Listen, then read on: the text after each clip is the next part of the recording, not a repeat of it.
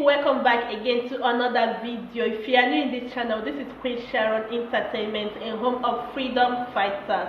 If you haven't joined our family yet, join us by hitting the red button down below on the bell notification icon, so whenever we have a new video in this same channel, you will get notified. Thank you so much for tuning in, and I love you all.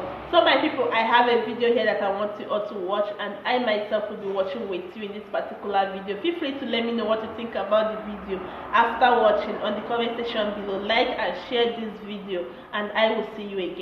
Well, it's not for the governor to decide who become president. We're talking about the people. Even the governor himself will depend on the people to do so. My first consultation after forming Mr. President now is to go to Nigerians and ask them if they want me to be their president.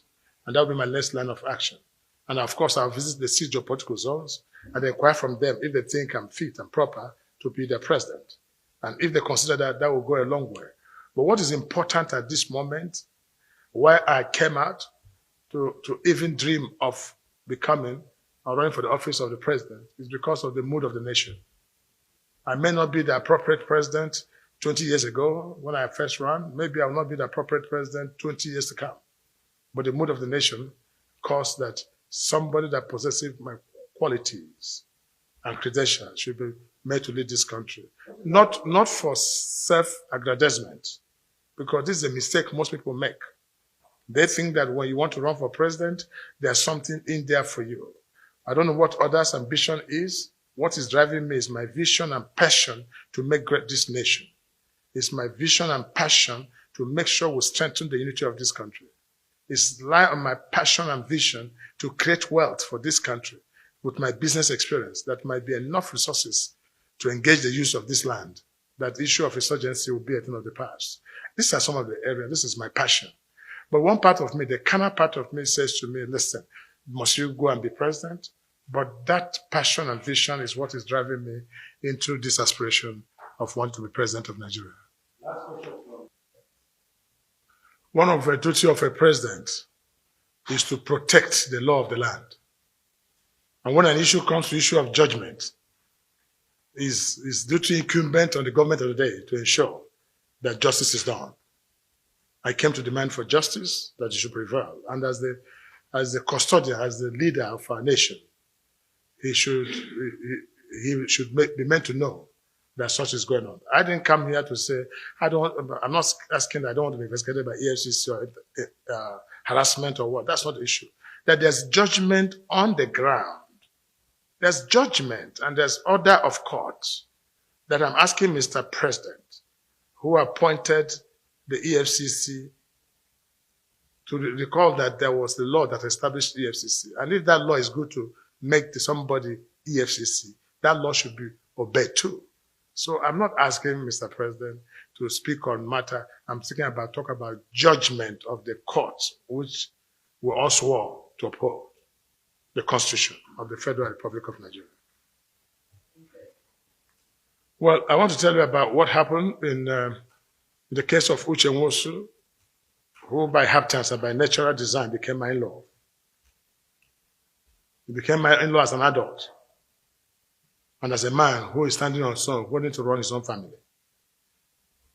I wish Uche Nwosu would have spoken on this matter himself, but he must be told that the case in question was an issue of abduction, and the police has confirmed that the policemen that went to the church in mask and hood that abducted Uche Nwosu were police from the government house, and they were under the directives of the government and the governor of the Imo State to go and carry out that unholy act, which almost saw that gentleman a dead man.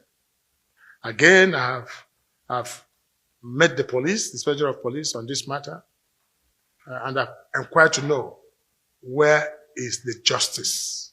But I've been told that the Shaba, who is the CSO, DSP Shaba, who is the CSO to the governor, has been arrested by the police. But the question is that I also learned that he has been long released. I'm also asking, where is the justice? But also I'm told that the report has come to the presidency. I'm still waiting for what this justice will say concerning this great act of inhumanity to man. Recall that Uche Nwosu was abducted and his clothes removed and handcuffed, sent to the whole world just to dress this great sin. This is politics played too far and must be condemned.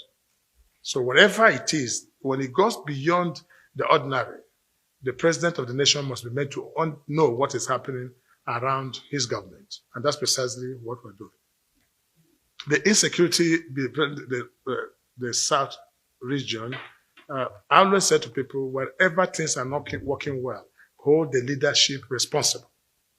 I was a governor of Imo State for 8 years, and within that 8 years, there was absolute peace in that land. The IPOB did exist, and all these agitational forces did exist. It's about the poor handling by the state government that orchestrated this to what it is today, that has left many dead and has left the whole nation in confusion and showing some kind of ethnic declines that seem to divide the Igbos from others. It is pure handling. If I remain the governor of the state, at this time, you won't hear what you are hearing. So it is poor handling. The IPOB gentlemen are young men, our sons and daughters. And let no Igbo man tell you that these young men are not our sons and daughters. They are our children who believe that the Nigerian nation does not like them. Our children who believe that they have been marginalized in terms of infrastructures, appointments, and they've been going on with these songs for a very, very long time. They believe this, but we're able to assuage them and give them confidence that things will get better. And that was brought in when they formed the new leadership under Kano that excited the whole thing into what it is today. But there was absolutely no need to have handled the IPOB matter the way it was handled. In the first place, bringing the Air Force and the Army into the matter, raiding from the air, was wrong and completely wrong. Asking the Air Force to take a fighter jet to go to war in my selectoral zone Olu, to fight young men, and that was wrong.